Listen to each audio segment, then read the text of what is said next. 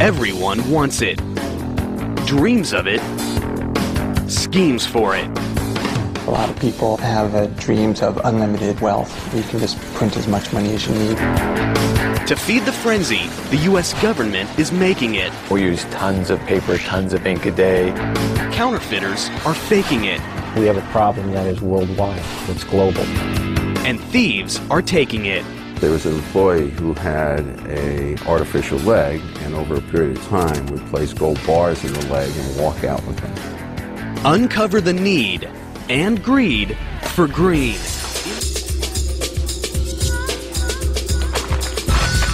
Cash, a big stack of greenbacks. Nothing in the world gets the pulse racing faster. Most of us earn it the hard way, but others have shortcuts. It's a battle between those making it and those faking and taking it. And ground zero in this currency combat is the U.S. Mint and the Bureau of Engraving and Printing.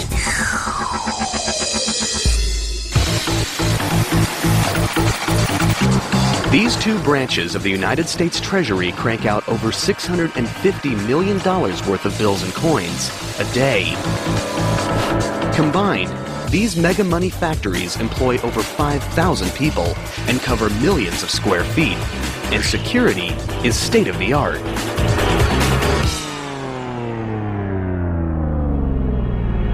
But where there's money, there's trouble. And some just can't resist the temptation to get rich quick. One man dreamed up a scheme so outrageous it would go down as one of the biggest, boldest counterfeiting operations in United States history. His name, Wayne Victor Dennis. His goal, to become a multimillionaire, literally overnight. Now, he's about to reveal his secrets on camera for the first time ever. Well, counterfeiting has always been kind of a dream way in the back of my mind. I think a lot of people have dreams of unlimited wealth, where you can just print as much money as you need. 1991, Wayne Victor Dennis sets his plan in motion. The first step? It takes money to make money. So Dennis empties his savings accounts and borrows whatever he doesn't have to pull together his target budget of $50,000. Next, he contemplates what denomination to counterfeit. I chose $20 bills because hundreds get scrutinized too easy. 20s, I know that people just accept them like they're nothing. They'll just take them and throw them in their cash register drawer. First, Dennis needs a place to print the counterfeit bills. He rents a house from his uncle in South Florida. He soundproofs a secret room, then moves in a 750-pound offset press that he picked up from a printing supply house. It's a machine he knows nothing about, but that's not going to stop him now. What was supposed to be a 2-year vocational school, I taught myself in 2 weeks through experimentation. Dennis now begins the plate making. Using a stationary camera, he photographs 4 brand new $20 bills. It's at this stage when Dennis knows he's crossed the point of no return. Once you start photographing the money and you have negatives, then that's when you start getting nervous, because now there's evidence against you. The next step? He needs paper, but not just any paper. It has to have the distinct weight and texture of money. Unfortunately, the only paper that has no watermarks is standard typing paper. Without paper thick enough to pass as cash, Dennis's counterfeiting scheme could be shut down way before payday. But he's persistent. He comes up with an idea, a chemical solution, his own concoction that builds the paper thickness to 24 pounds, the weight of real currency. Now, what about the ink? I had to figure out some way to get that paper colored green like currency. But the color of money isn't easy. The wrong shade could send him to the slammer. Dennis is determined, though, to get it right, so he takes his biggest risk yet. He actually cuts off the corner of a real bill and sends the tiny sample to an ink manufacturer. A bold move that could be his biggest mistake. And I figured Secret Service would be knocking on my door right shortly thereafter. Days go by. Dennis's mind races with fear. Will the ink or the feds arrive at his doorstep? To his relief, it's the ink, in the perfect shade of green. Dennis is ready to roll. The toughest part, getting the paper to look and feel real, was accomplished, and I was very excited, and I just felt I was rich. But surprisingly, not every greenback off the press is a masterpiece. There are smudges, double prints, misprints. There's plenty of trial and error, because one error will send him straight to trial and jail. Dennis needs the bills to be perfect. I had probably about $250,000 of wasted counterfeit before it started looking very spendable. Once they pass his scrutiny, Dennis goes for the jackpot and prints up million after million in bogus $20 bills. And eventually, one by one, then 20 by 20, then hundreds of bills start pouring out, each more perfect than the last. He tallies up his production, $11,750,000.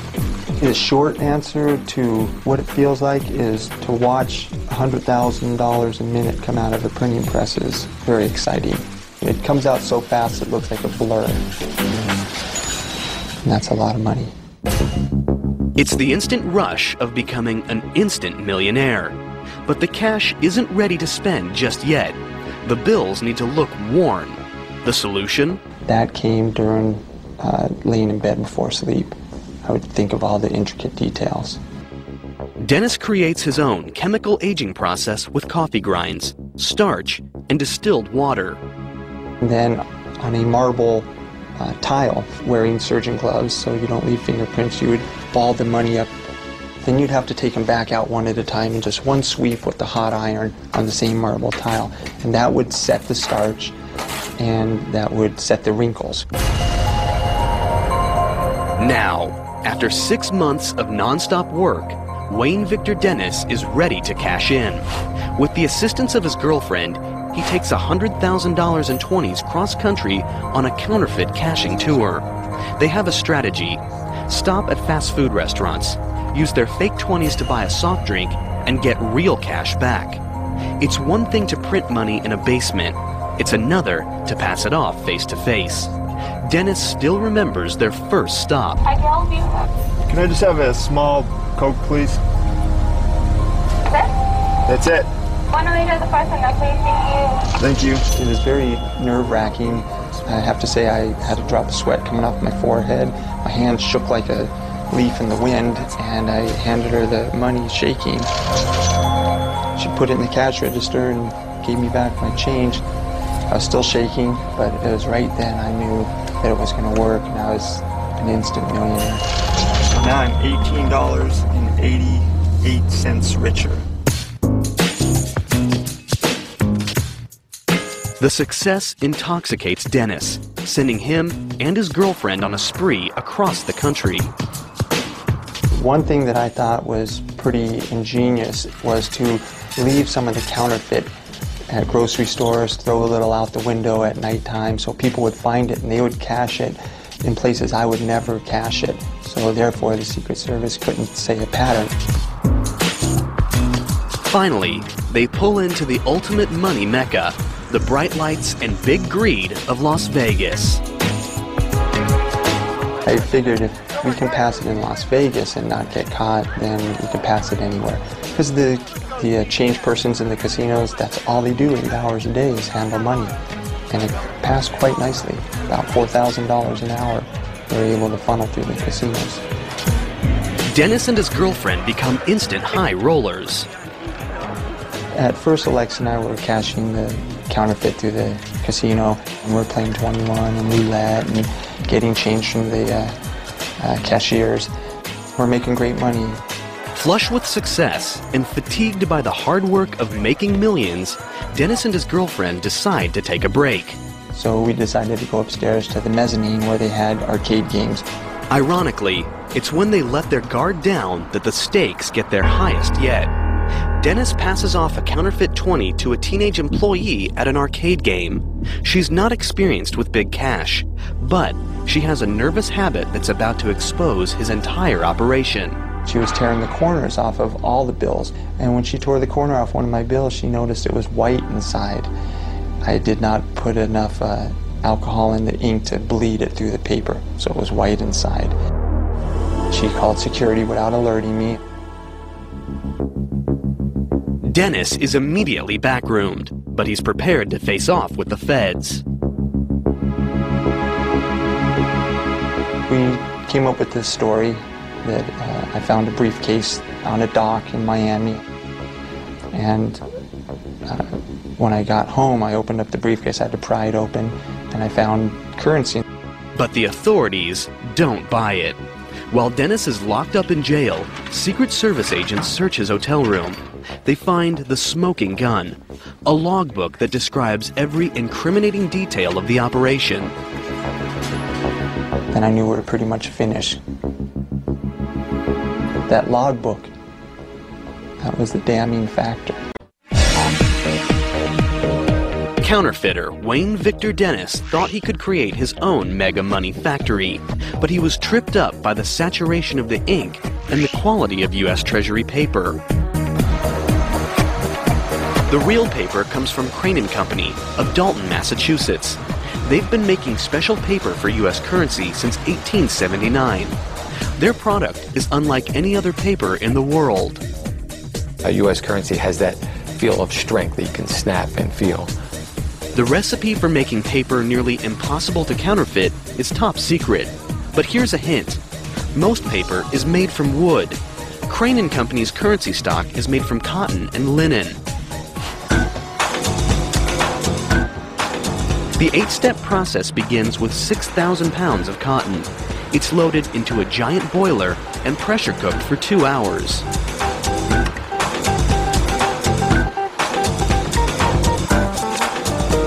Next, this mess is dumped into a massive tub the size of a swimming pool, where it's cleaned and bleached.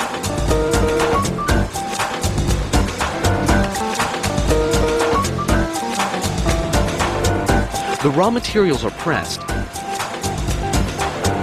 then dropped into giant blenders called pulpers. This unique process is what gives real paper money that crisp feel that's nearly impossible to duplicate. The paper makers also add some amazing high-tech secrets we're about to expose. It's all in the inside layer, the same layer that tripped up counterfeiter Wayne Victor Dennis. Paper has a front and a back, and most people don't think a lot about the middle.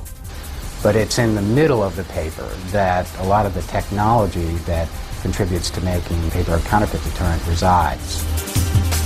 It's a technique first introduced in 1996, when upper denomination bills got their major makeover. While the pulp is still wet, highly trained specialists tint the pulp, add color fibers, and presidential watermarks. Much of the exact process is top secret, but here's a tip.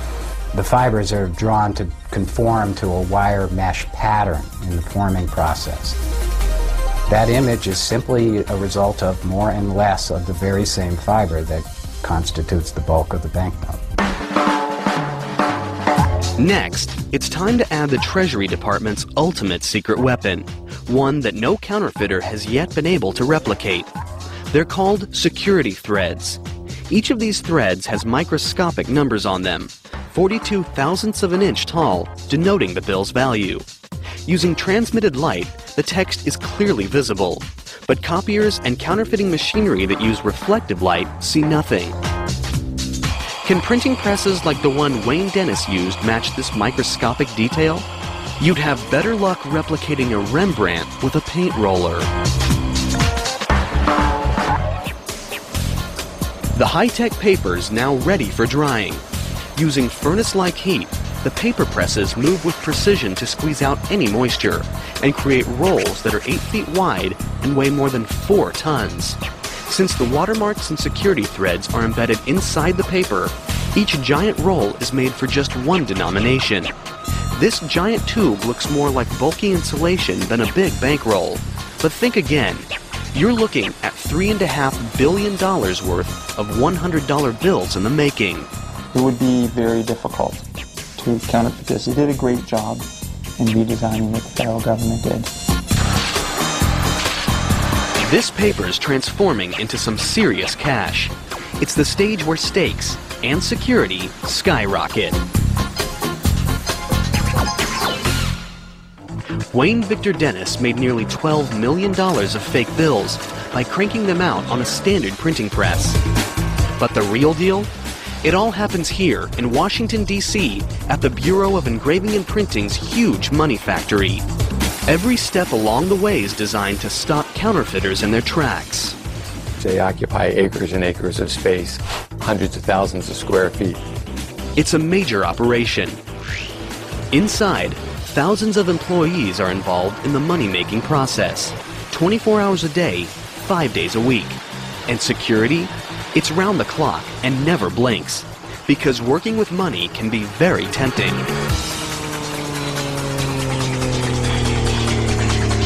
You've worked here at the Bureau for more than 2 or 3 weeks and it still looks like money to you. It's probably not a good job for you.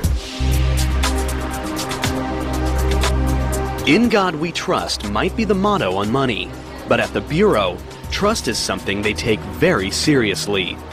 From the minute anyone walks through the door, they are searched, scrutinized, and watched by vigilant state-of-the-art security systems. Each morning, as employees arrive for work at the imposing Bureau of Engraving and Printing factory, they must pass through special magnetometers that screen for any hidden weapons.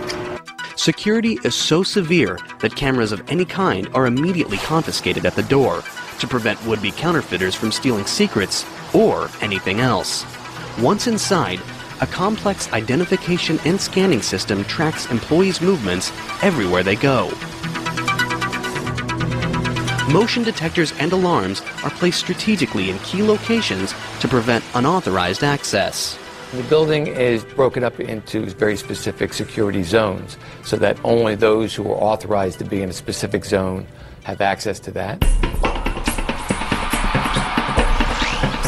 For extra security, many employees work behind steel cages where they are monitored by cameras. We have one of the largest closed-circuit TV systems in the world. With employees under non-stop surveillance, the Bureau now focuses on their biggest task, thwarting counterfeiters. The high-tech paper is just the beginning.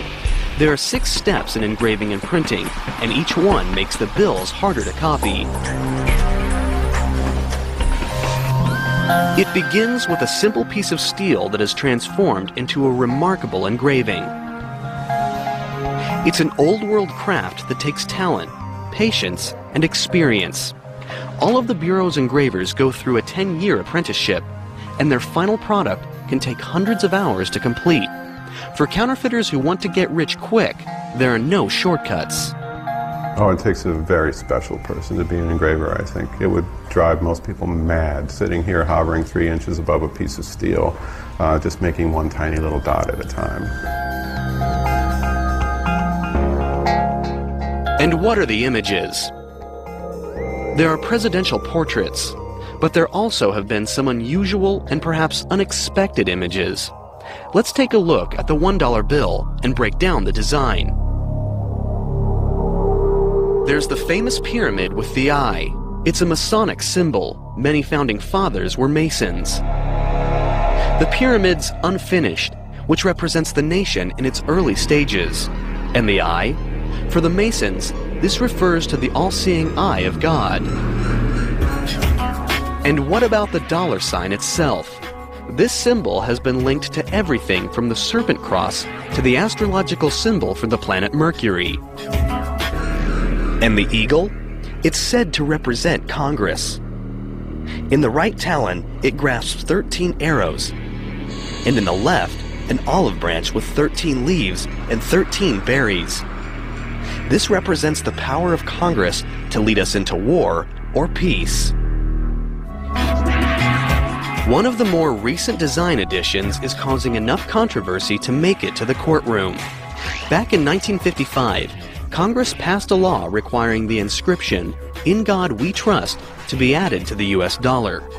50 years later, in November 2005, Michael Newdow, a Sacramento doctor, lawyer, and atheist, filed a federal lawsuit claiming that the motto was an unconstitutional endorsement of religion. Since it's a law, it's really not a discussion point. To change that would require that all the plates be redone and would therefore add to the cost of currency.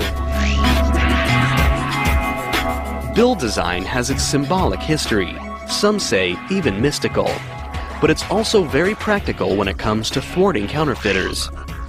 These hand-carved engravings are a brain-twisting, eye-popping, intricate network of fine lines and tiny dots nearly impossible to accurately copy. It's why I'm working here in the first place, because it's very, very hard to replicate a hand engraving where every single line, dot, and dash is paid very careful attention to. It's designed to foil forgery.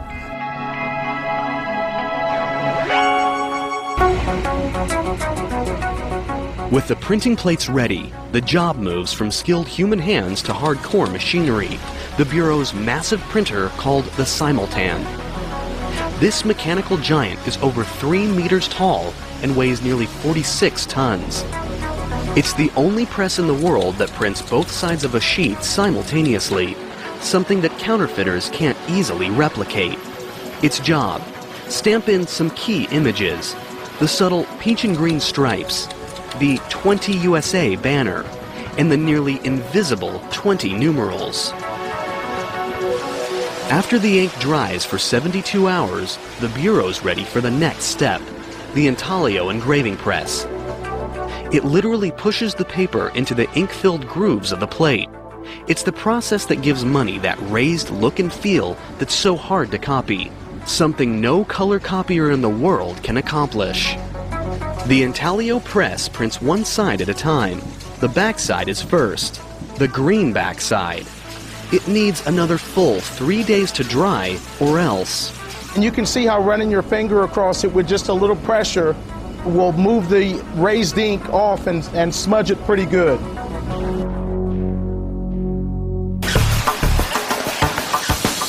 Then the face side is ready for printing with black ink and another metallic ink with a unique security feature. It shifts color according to the angle. Every hour, 1 1/3 tons of green, black, and metallic ink and 10,000 newspaper-sized sheets of currency stock roar through these enormous presses. That's $6.4 million worth of 20s. With 24 presses in operation, the Bureau can produce as much as $650 million a day. The Bureau's money inspectors now examine every bill, and they've got to be absolutely, positively flawless to pass the test. Rivers of green and black currency sheets pass under optical scanners that take pictures of the front and back of each bill sheet, looking for the slightest imperfection. The inspection process is amazingly fast and efficient. Catching imperfect bills is almost as important as catching counterfeits. Each sheet moves through in under a second. It's given a number as it passes. This computer keeps track of 37 separate sheets of currency at once, comparing over 1 million microscopic squares with a master image. If the computer locates a mismatched square, it displays it on a monitor. Here's a demonstration, a smiley face. It'll be spotted and show up as imperfect in less than a second. Imperfect bills are so rare in the general circulation that they are automatically collectibles, sometimes fetching thousands of times their face value.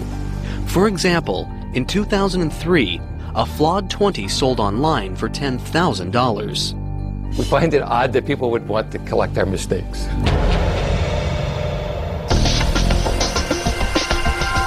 Once they pass inspection, the Bureau adds the Treasury and Federal Reserve seals and the bank and serial numbers to the uncut sheets of money. It's like the money's home address.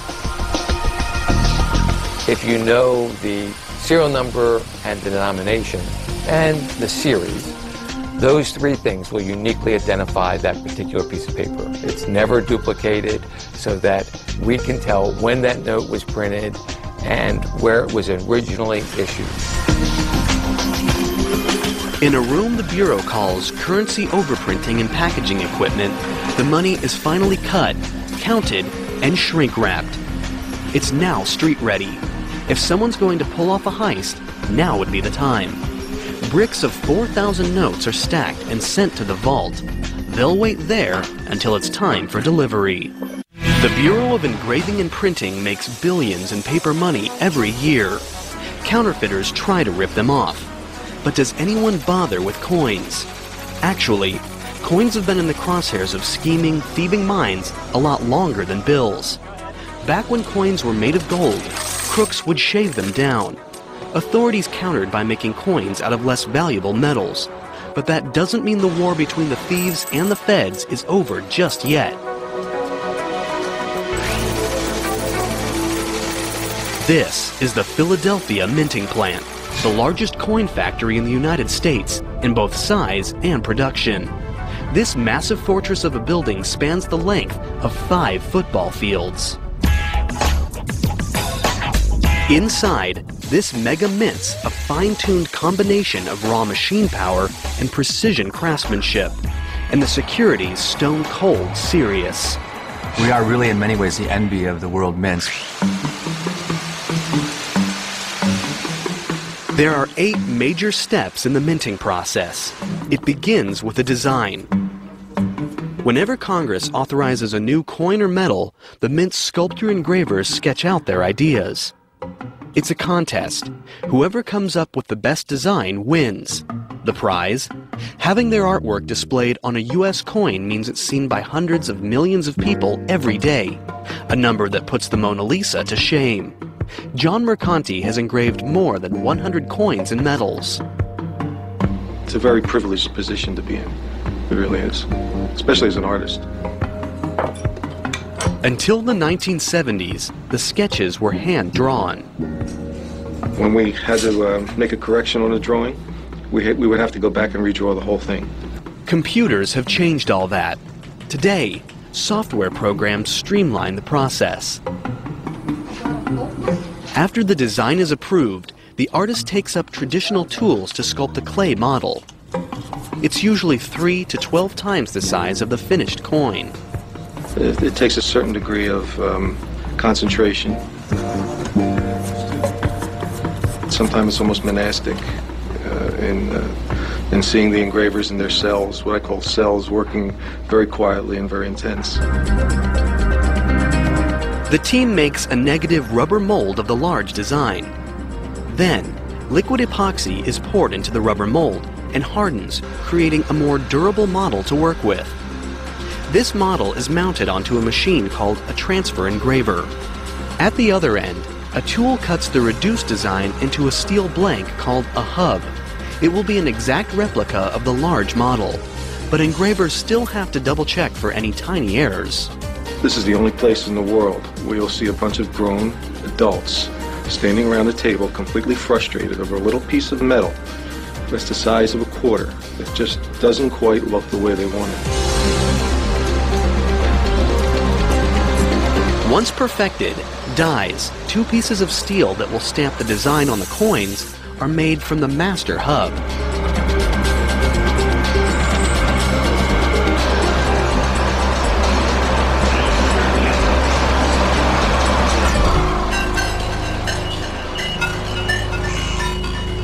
Then, raw machine power takes over.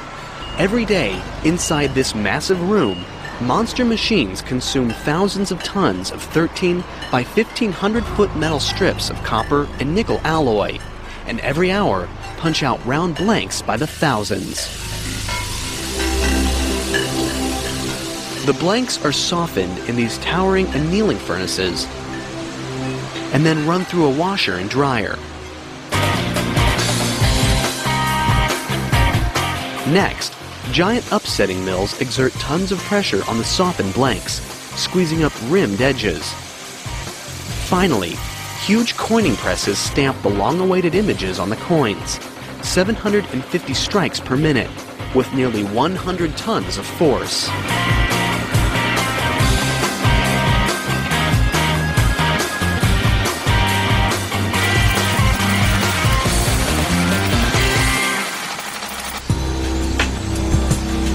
The coins are spot checked for errors. And once they're clear to go, colossal counting machines drop them into vault bags.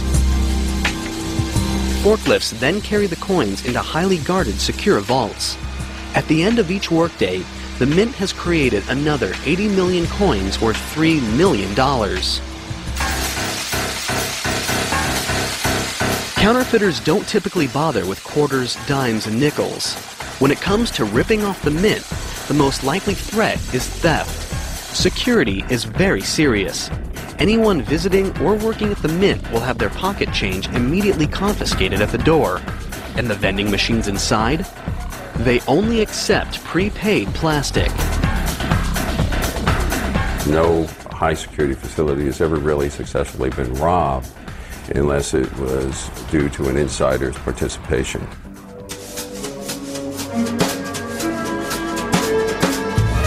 Over the years, the Mint has witnessed some of the strangest inside theft jobs ever. For example, there was Orville Harrington. In 1920, he was a $4 a day worker who couldn't resist the temptation. He took advantage of a unique personal attribute, a hollow wooden leg. It was the ideal place for hiding bars of gold. Over several months, he managed to hide and steal 53 bars. The value at that time? $80,000. The value today? $750,000. But Harrington was eventually apprehended when a coworker got suspicious. His sentence? 10 years in the slammer.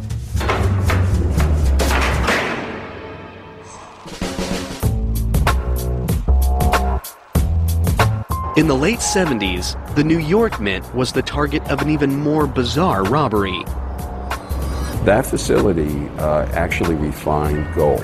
So you would see gold in all different states of finish in 7-ounce bars and just bulk little clumps and in BB type size. So it was all over the place. It looked like Willy Wonka chocolate factory for gold.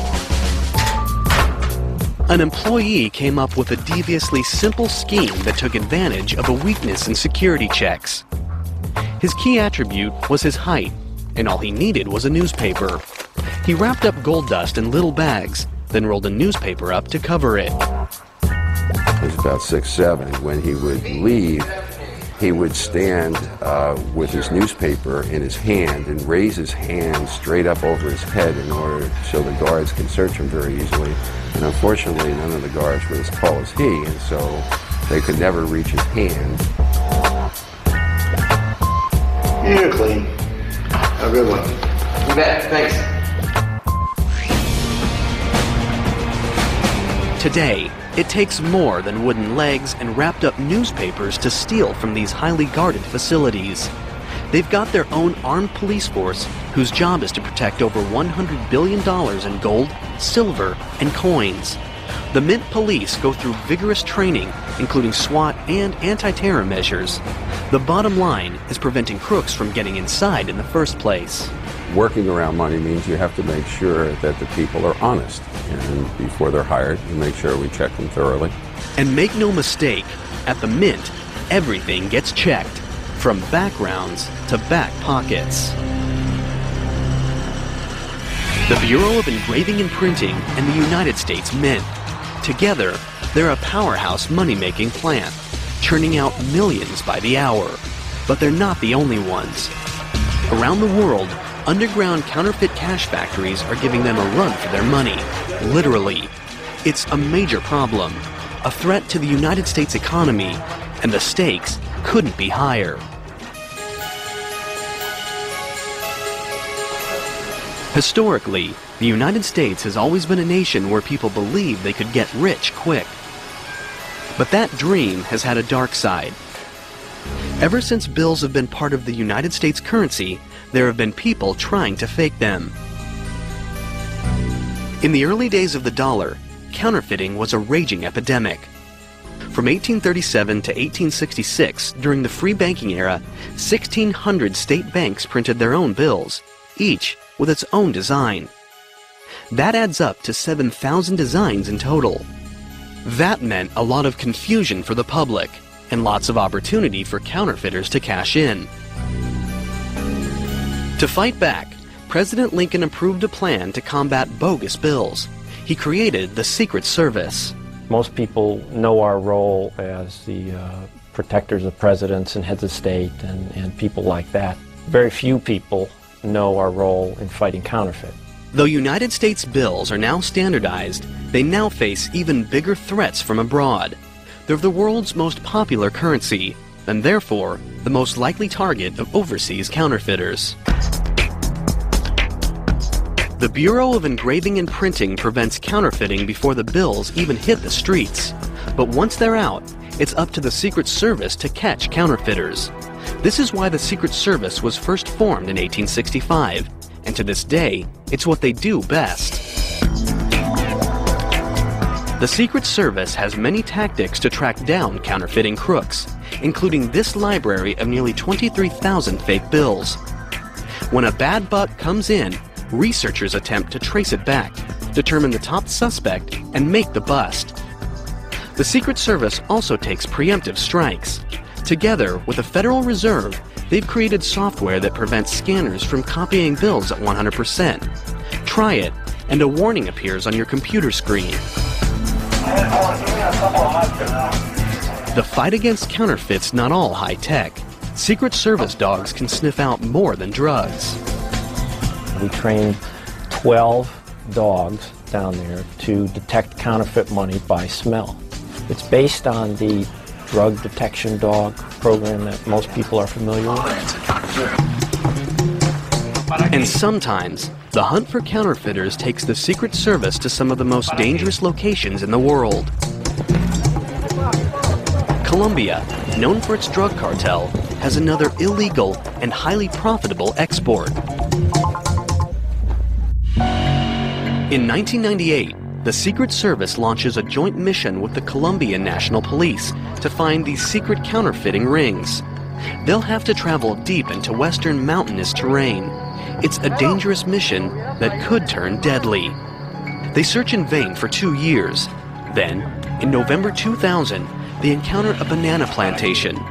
Once they search the modest cinder-block shelter, they uncover more than produce. The Secret Service has just stumbled into a counterfeiting hotbed.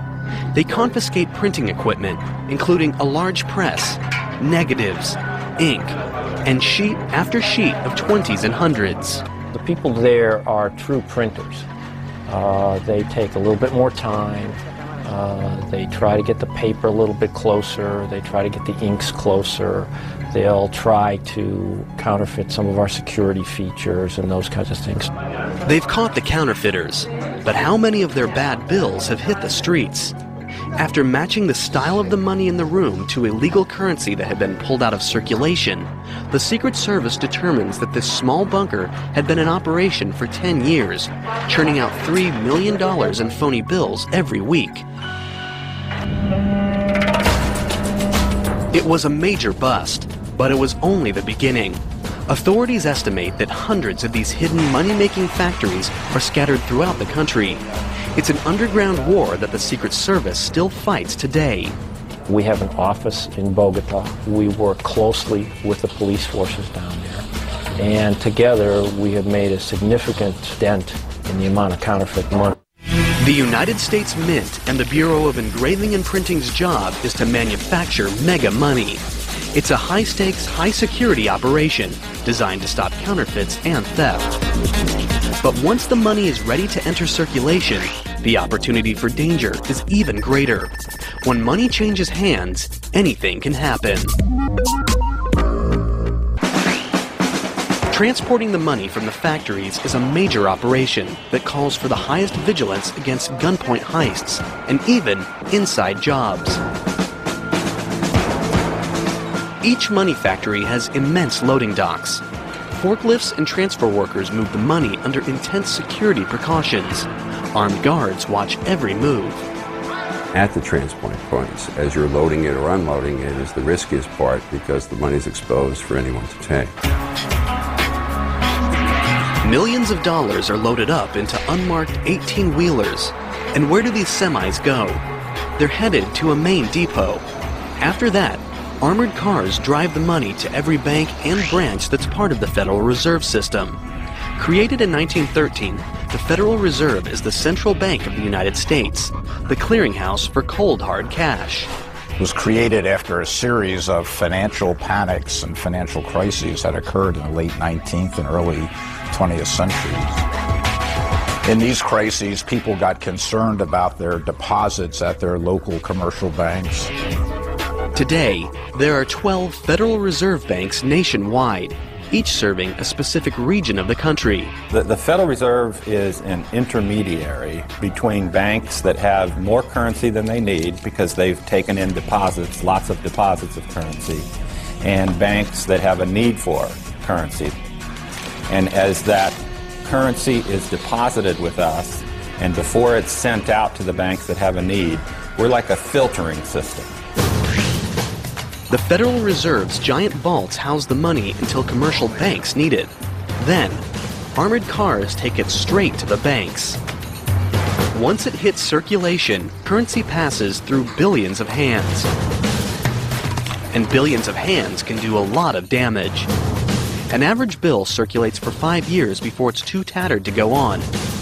So how are bad bills pulled from circulation? When commercial banks receive cash, they in turn deposit it in the Federal Reserve Bank. It's here where all bills, the good, the bad, and the cruddy, come under close scrutiny. All 12 of the reserve banks have high-speed computer-controlled machines that count 40 bills a second, examining them with specially designed sensors to search for dirt, graffiti, and possible counterfeits. They send suspected fake bills straight to the Secret Service for examination. What happens to the old worn bills? They've got a date with the shredder. The Federal Reserve banks shred over $500 million a day. When these bills are shredded, they're out of circulation, and new bills are printed to take their place. But what do you do if your money is destroyed? The commercial banks won't take it, so this cash never meets the Federal Reserve's shredders. But it's still considered legal tender. So where does it go? Back to where it all begins, the Bureau of Engraving and Printing. The Bureau has a free service that most people have never heard of. It's called the Mutilated Currency Division, and anyone can send their most fragile 5s and tattered 20s directly to their office for a refund. Hurricanes, tornadoes, all of the natural disasters that you hear, we get the remnants of the currency that has been damaged from those things. When bills first leave the Bureau, they're inspected for the slightest flaws. The messy bills that make it back undergo the same careful scrutiny. The Bureau employs 17 full-time examiners. In 1 year, they can process over 25,000 claims of mutilated currency, worth nearly $100 million. The tools? Tweezers, knitting needles, small knives, tape, and glue. It takes 6 years of on-the-job training to learn the trade. Putting mutilated money back together is like a puzzle. Examiners must be able to piece together more than 50% of each bill to give a refund. If the bills are legitimate, the Bureau will write a check for that amount. This cash was burned in a house fire. The ashes must be reconstructed. You have to go through and you have to figure out which piece goes where, what goes to what note. Handling all this money, though, can be a filthy job. These toxic bills were sent in after steeping in stagnant floodwaters. There are a lot of smells that come to this office.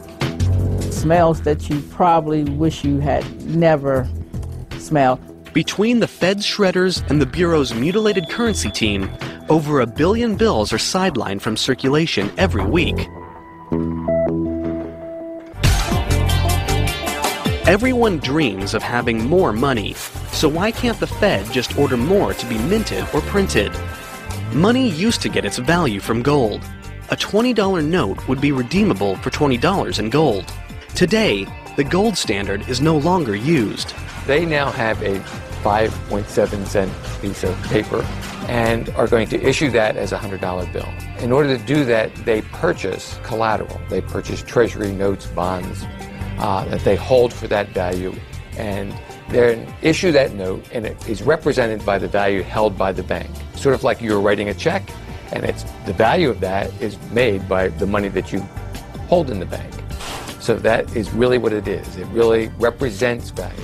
Essentially, the US dollar is only valuable because we say it is. It's because there's a full faith and credit of the United States behind that coin or currency.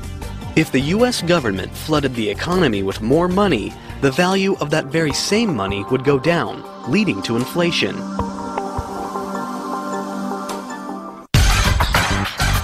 Today, cash is increasingly replaced by electronic credit and debit. Is there a bleak future for money factories? Some people want to clip a branch of the money tree for good. The penny, many argue, is quickly becoming obsolete. Others, however, believe the penny is an important icon we can't afford to lose.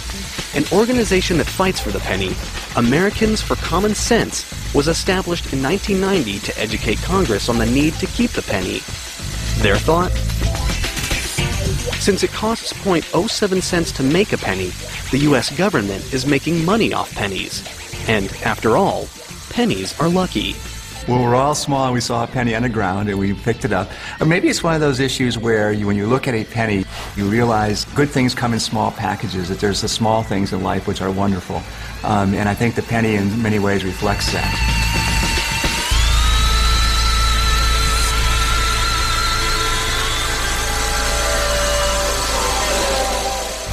As long as there's the need to buy and sell, there's a need for money factories. The US dollar is still the most reliable currency in the world.